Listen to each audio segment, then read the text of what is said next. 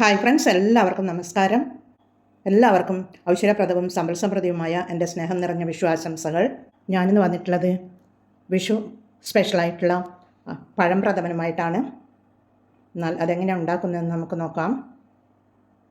ഞാനിവിടെ ഒരു 4 നേന്ത്രപ്പഴം എടുത്തിട്ടുണ്ട്.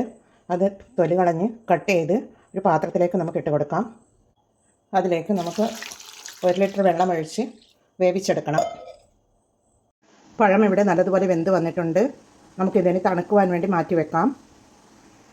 ഇത് തണിഞ്ഞതിന് ശേഷം ഇതിൻ്റെ പഴമൊക്കെ മിക്സിയുടെ ജാറിലേക്കിട്ട് അതിൻ്റെ വേവിച്ചെടുത്ത വെള്ളവും ഒഴിച്ച് നമുക്ക് മിക്സിയുടെ ജാറിലേക്കിട്ട് അടിച്ചെടുത്ത് കൊണ്ടുവരാം. ഇതിവിടെ അരച്ചെടുത്തിട്ടുണ്ട്. അതൊരു പാത്രത്തിലേക്ക് നമുക്ക് ഒഴിച്ചു കൊടുക്കാം. ഇത് സ്റ്റൗ మీద വെച്ച് കൊടുത്തിട്ടുണ്ട്. ഇതൊന്ന് കുറുക്കിയെടുക്കണം. നല്ലതുപോലെ ഒന്ന് ഇളക്കി കൊടുക്കാം.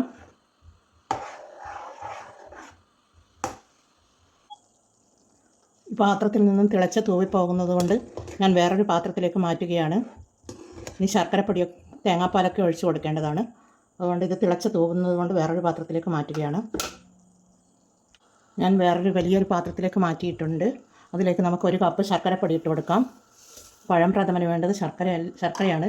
ശർക്കരയും തേങ്ങാപ്പാലുമാണ് ഇതിന് മസ്റ്റായിട്ടും വേണ്ടതാണ്. ഒന്ന് ഇളക്കി കൊടുക്കാം.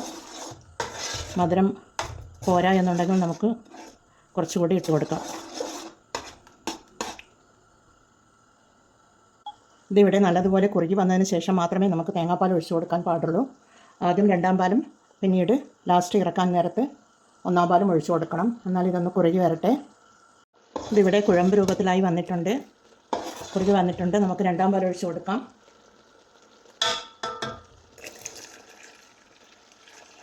2 കപ്പ് 2ാം പാൽ ഒഴിച്ച് കൊടുത്തിട്ടുണ്ട്. ഒന്ന് ഇളക്കി കൊടുക്കാം.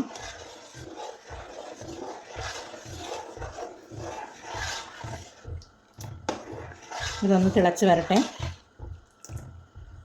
2ാം പാൽ ഒഴിച്ചതിന് ശേഷം നല്ലതുപോലെ തിളച്ച് വരണം. നമ്മുടെ പഴപ്രഥമൻ ഇവിടെ നല്ലതുപോലെ കുറുകി വന്നിട്ടുണ്ട്. ഇനി നമുക്ക് 1ാം പാൽ ഒഴിച്ച് കൊടുക്കാം. 1 കപ്പ് 1ാം പാലാണ് അതൊഴിച്ച് കൊടുക്കാം. 2 തേങ്ങയുടെ പാലാണ് ഞാൻ ഇതിന് എടുത്തിട്ടുള്ളത്. 2 തേങ്ങയുടെ 1ാം പാലും 2ാം പാലുമാണ്. നമുക്കിനി ഒരു തിള വരികയേ വേണ്ടൂ.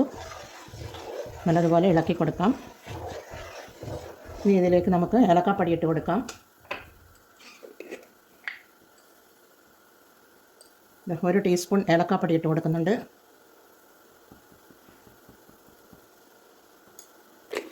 ഒന്ന് തിളച്ച് വരട്ടെ. നമുക്ക് മധുരം ഒന്ന് നോക്കാം. മധുരമൊക്കെ കറക്റ്റ് പാകത്തിന് കിട്ടിയിട്ടുണ്ട്. പിഞ്ച് ഉപ്പിട്ട് കൊടുക്കാം. നമുക്ക് അതിൻ്റെ മധുരം ഒന്ന് ബാലൻസ് ചെയ്യാൻ വേണ്ടിയാണ്. ഇതാ ഒന്ന് ഇളക്കി കൊടുക്കാം. പിന്നീട് ഞാനിവിടെ നെയ്യിൽ നട്ട്സൊക്കെ വറുത്ത് വെച്ചിരുന്നു. തേങ്ങാക്കൊത്തും 1 പഴവും ഞാൻ ചെറുതായി അരിഞ്ഞിട്ട് വറുത്ത് വെച്ചിരുന്നു. അതുകൂടി നമുക്ക് ഇട്ട് കൊടുക്കണം. ഒരു തിള വരട്ടെ. ഇതിവിടെ തിളച്ച് വരുന്നുണ്ട്. തീ ഓഫ് ചെയ്ത് കൊടുക്കാം. അതിനുശേഷം നമുക്ക് നട്ട്സ് ഇട്ട് കൊടുക്കാം.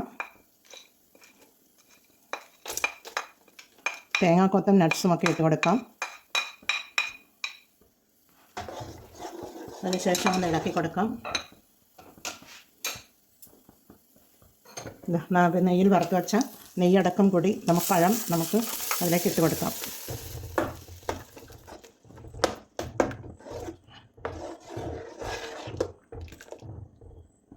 നമ്മുടെ പഴം പ്രഥമൻ ഇവിടെ റെഡിയാണ്.